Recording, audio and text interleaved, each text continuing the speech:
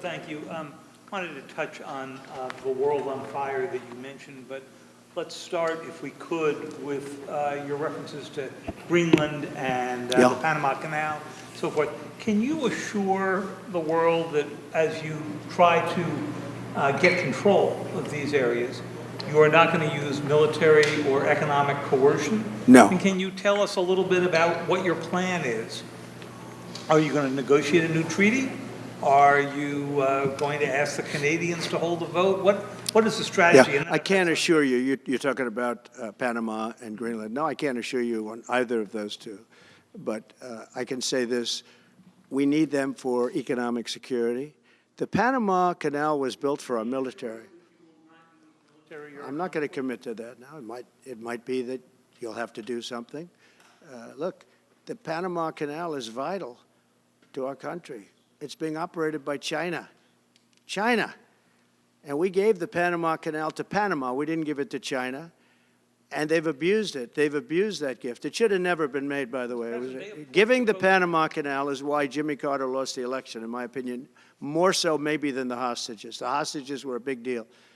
But if you remember, and nobody wants to talk about the Panama Canal now because, you know, it's inappropriate, I guess, but because it's a bad part of the Carter legacy. But he was a good man. Look, he was a good man. I knew him a little bit, and he was a very fine person, but that was a big mistake. Giving the Panama Canal to Panama was a very big mistake. We lost 38,000 people. It cost us the equivalent of $1 trillion, maybe more than that. Probably the most expensive, they say it was the most expensive structure, if we call it a structure, which I guess you can, ever built. And giving that away was a horrible thing. And I believe that's why Jimmy Carter lost the election, even more so than the hostages. Those two things. If I could just follow up on Ukraine and Iran, the two negotiations you'll be heading into. On Ukraine, you said just before it's a lot more complicated now. Much more complicated. Do you believe... Because it would have never started. Right, but it has started.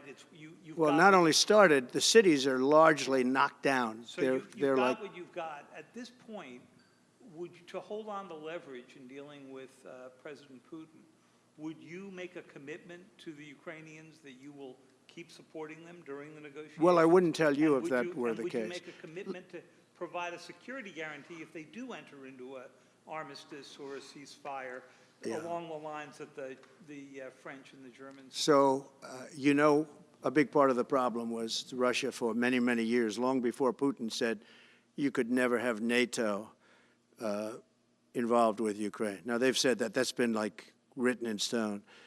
And somewhere along the line, Biden said, no, they should be able to join NATO. Well, then Russia has somebody right on their doorstep, and I could understand their feeling about that.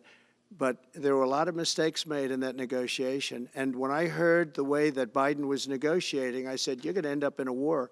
And it turned out to be a very bad war. And it could escalate. That war could escalate to be much worse than it is right now. They can never join NATO.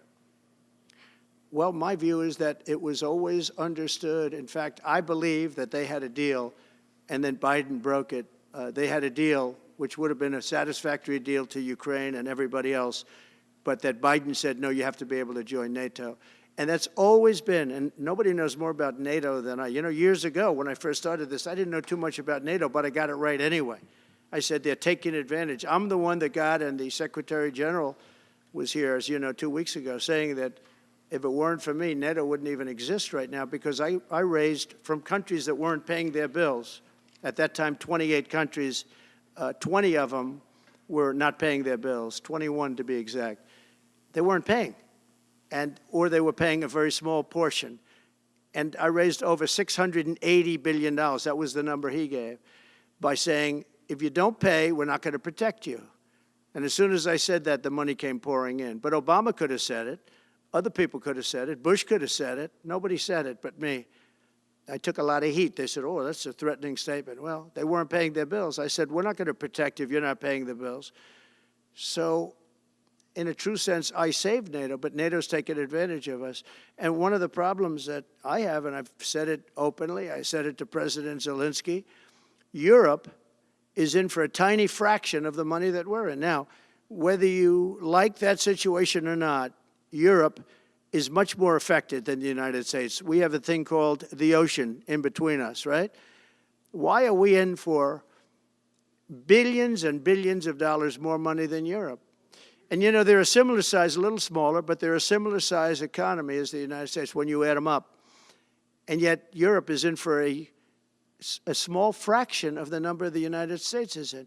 Now, Biden could have called them up during the term. That's what I did. I said, you have to pay your bills. And they all, one stood up. I won't say who. You'll probably have it because the papers, the media hated to report on it. But a prime minister stood up from a country, you know, a famous meeting of 28 nations with no press, no anybody in the room. He stood up. He says, does that mean if we don't pay our bill, and at that point it was 2%, it should be 5%. It should be 5%, not 2%. But at that point it was 2%, but many people didn't pay. Some people didn't pay anything. But many people were way, including Germany. Germany was at less than 1%. You're going to press for 5%? Well, I think NATO should have 5%, yeah. Well, you can't do it at 2%. I mean, at 2%, every country, if you're going to have a country in a regular military, you're at 4%. I think they should be, you know, they're in dangerous territory. I think it should be, they can all afford it, but they should be at 5%, not 2%. I'm the one that got them to pay 2%. But a gentleman stood up, a prime minister stood up, and he said to me, sir, could I ask you a question? You're saying we have to pay our bills. If we don't pay our bills, will the United States protect us from Russia? I said, if you don't pay, you mean you're delinquent? He said, yes. He said, if you're delinquent, we will not protect you. I took a lot of heat. Although it was somewhat closed door, I took a lot of heat from the media. And you know what happened? The money started pouring in. That's why NATO has money. And the Secretary General said it was the most incredible thing he had ever seen in a negotiation. Now, if I would have said, yes, we will, nobody would have paid. If I would have loved to say, yes, we'll protect you even if you don't pay. But that's not the way life works.